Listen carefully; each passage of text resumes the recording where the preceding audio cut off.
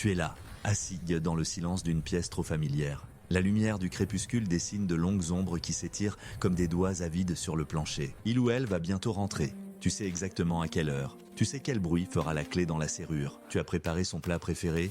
Tu as choisi les mots que tu vas prononcer. Tu as même anticipé sa fatigue, sa plainte, son besoin d'être au centre de tout. Tu es devenu un des chefs d'orchestre de sa vie, un des maîtres de l'anticipation.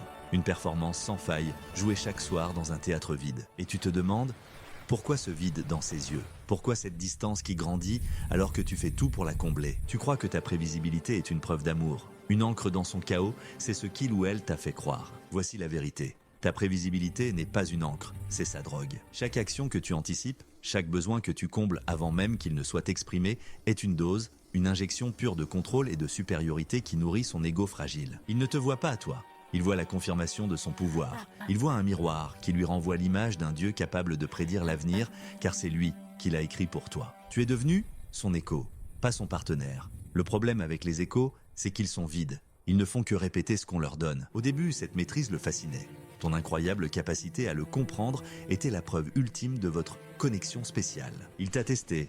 Il a laissé des miettes de pain, des indices sur ses désirs, ses peurs, et tu les as suivis méticuleusement. Tu as appris le script par cœur, tu es devenu le personnage parfait pour sa pièce de théâtre.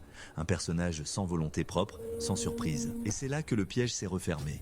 Car le narcissique est un prédateur, et un prédateur se lasse d'une proie qui ne se débat plus. Son désir ne se nourrit pas de confort. Il se nourrit de chasse, de conquête, de défis. En devenant son havre de paix, tu as éteint le feu de sa prédation. Ta prévisibilité, sa drogue, est devenue un poison pour son désir. Il a eu ce qu'il voulait, le contrôle total. Et maintenant, cela le dégoûte. Il te méprise maintenant. Pas parce que tu as fait quelque chose de mal, mais parce que tu as fait exactement ce qu'il voulait. Tu as prouvé que tu étais faible, simple, contrôlable. Ce mépris est le début de la fin. C'est là qu'il commence à te pousser, à te provoquer. Il cherche une fissure dans ton armure de perfection. Il veut te voir échouer, crier, être imprévisible. Non pas pour raviver la flamme, mais pour confirmer son nouveau scénario. Celui où tu es instable et où il est la victime. Pense à Clara. Elle a passé 5 ans avec Léo. Au début, c'était un tourbillon. Il disait qu'elle était la seule à le calmer, à le comprendre. Clara a fait de cette mission sa vie. Elle a appris qu'il détestait le bruit le matin, qu'il aimait son café avec un nuage de lait, mais jamais de sucre, qu'une certaine intonation dans sa voix signifiait un orage à venir. Elle marchait sur une corde raide, mais elle pensait avoir trouvé l'équilibre parfait. Elle était sa paix, son sanctuaire. Puis, Léo a commencé à changer. Il a commencé à oublier de la prévenir de ses retards.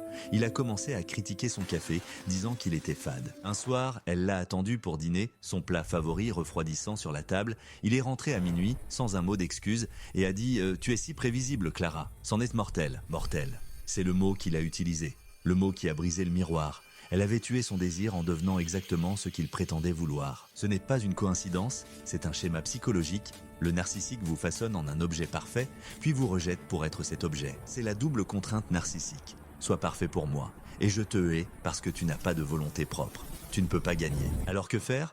Comment sortir de ce théâtre macabre où tu es à la fois l'acteur principal et le sacrifice? La première étape est la plus douloureuse. Accepter que l'amour que tu donnes n'est pas reçu comme de l'amour, mais comme du carburant. La transformation commence par un non silencieux, intérieur, un non au script. Ce soir, ne prépare pas son plat préféré. Ce soir, ne devance pas ses désirs, ne marche plus sur la pointe des pieds, fais du bruit, sois imprévisible.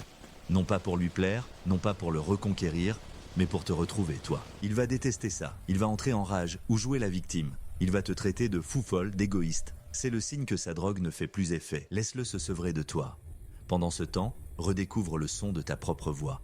Les goûts que tu aimes, les chemins que tu veux prendre, sans consulter sa carte. Ta prévisibilité était la cage dorée. Ton authenticité, avec ses défauts, ses surprises et son chaos, est la clé. Le narcissique ne cherche pas un partenaire. Il cherche un accessoire, un écho, un fantôme qui hante sa maison pour le rassurer qu'il n'est pas seul. Mais tu n'es pas un fantôme.